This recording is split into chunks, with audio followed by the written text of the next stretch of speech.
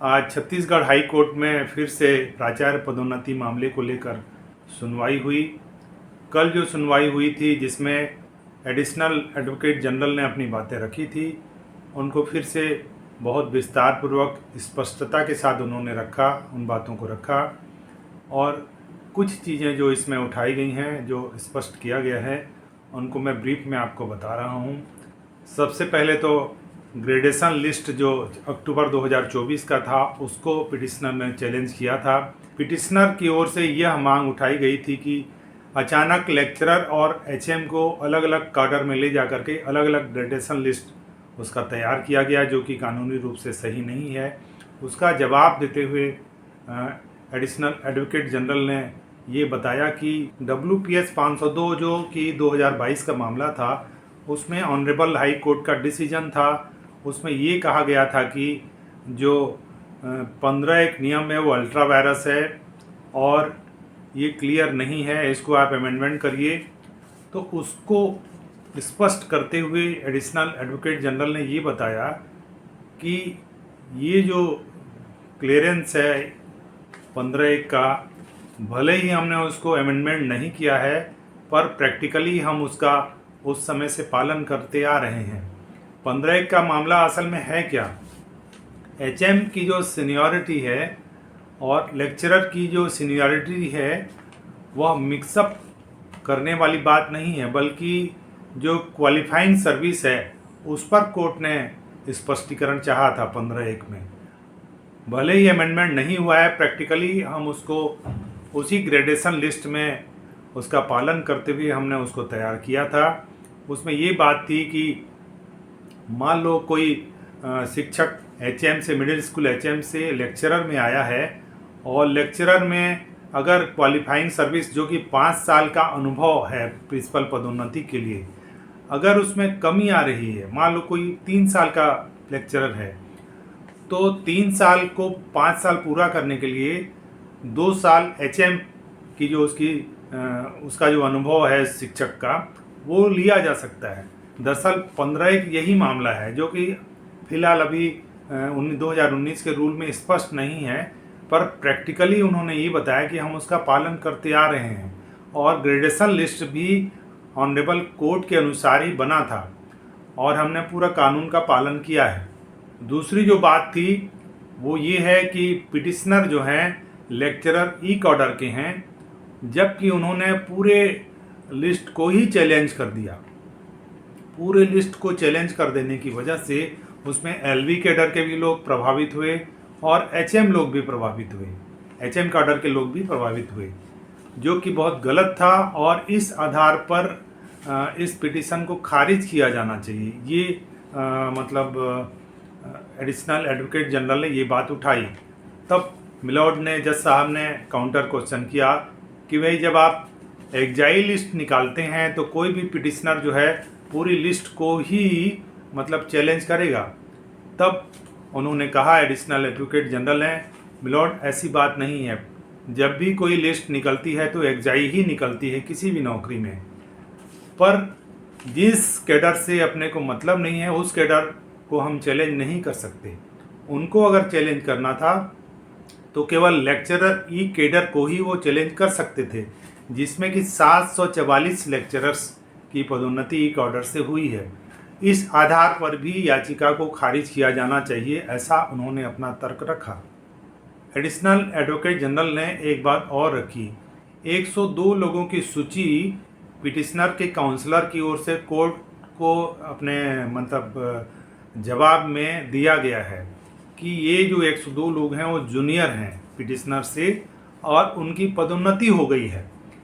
इस बात का अपोज करते हुए एडिशनल एडवोकेट जनरल ने प्रमाण दिया कि इस 102 में 56 लोगों की पदोन्नति हुई ही नहीं है और इसमें 3 लोगों की डेथ हो चुकी है, 30 लोग इसमें रिटायर्ड हो चुके हैं। तो इनका जो जवाब दाखिल हुआ है पूरी तरह गलत है। इस आधार पर भी इस याचिका को खारिज किया जाना चाहिए, ऐसा उन्होंने तर्क रखा। एडिशनल एडवोकेट जनरल ने एक और तर्क रखा कि जो नियम 15(1) वाला मामला है, पिटिशनर पर वो मामला लागू ही नहीं होता है। और जब लागू नहीं होता है तो उस नियम को वो चैलेंज कर ही नहीं सकते, क्योंकि पिटिशनर जो हैं 2012 के लेक्चरर हैं और उनको लेक्चरर में 12 साल हो चुके हैं। उनकी क्वालिफाइंग सर्विस जो है लेक्चरर में 5 साल की ऑलरेडी उनके पास है, तो ये 15(1) का नियम उन पर लागू होता नहीं है। 15(1) का नियम उन्हीं लेक्चरर्स पर लागू होगा जो कि 5 साल से जिनका अनुभव कम है और जिनको HM के अनुभव से कुछ साल लेना पड़ेगा 5 साल को पूरा करने के लिए। तो पिटिशनर के साथ ये मामला बनता ही नहीं है, इसीलिए इस नियम को वो चैलेंज कर ही नहीं सकते। इस आधार पर भी ये पिटिशन जो है खारिज हो जाना चाहिए। एडिशनल एडवोकेट जनरल ने एक बात और रखी कि बहुत सारे पिटिशनर उन्हीं चीज़ों को बार बार रिपीट करते हुए किसी एक आध क्लास को चेंज करके कोर्ट में पिटिशन दायर कर रहे हैं, और इस बात को ऑनरेबल डबल बेंच ने भी अपनी टिप्पणी में कहा था। और ये पिटिशन भी वही है, इसमें भी पूरी तरह से रिपीटेशन है जिसके बारे में ऑनरेबल डबल बेंच ने अपने फैसले में उल्लेख किया है। तो इस आधार पर भी यह याचिका खारिज योग्य है।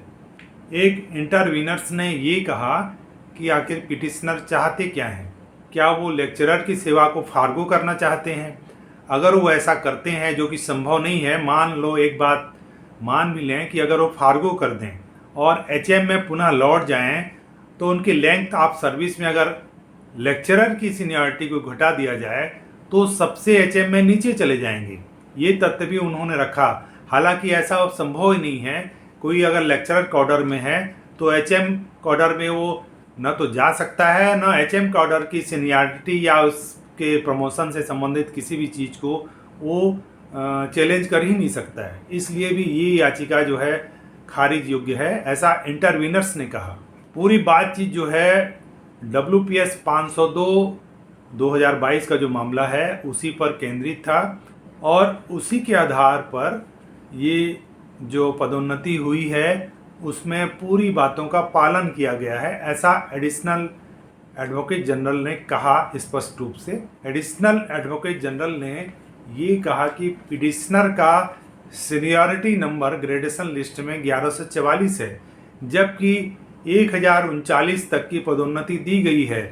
तब उनका ये कहना कि उनसे जूनियर का जो है प्रमोशन हो गया है, ये पूरी तरह तथ्यों से परे है, पूरी तरह गलत बात है। इसलिए भी ये याचिका खारिज होनी चाहिए, ऐसा एडिशनल एडवोकेट जनरल ने रखा अपनी बात करते हुए, अपने बातों को स्पष्ट करते हुए। आज की जो सुनवाई है इन बातों पर केंद्रित रही।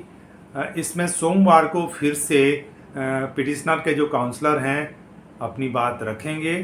सोमवार 4 अगस्त 2025 को वो समय वही रहेगा 3:30 बजे, और ये संभव है कि उसी दिन पूरा हो जाए या एक आध दिन और भी चल सकता है, कुछ कहा नहीं जा सकता। और जब पूरी सुनवाई, पूरी बहस जो है ख़त्म हो जाएगी तो उसके बाद कभी भी फैसला उस पर आ सकता है। तो सोमवार को इस पर देखते हैं कि होता क्या है।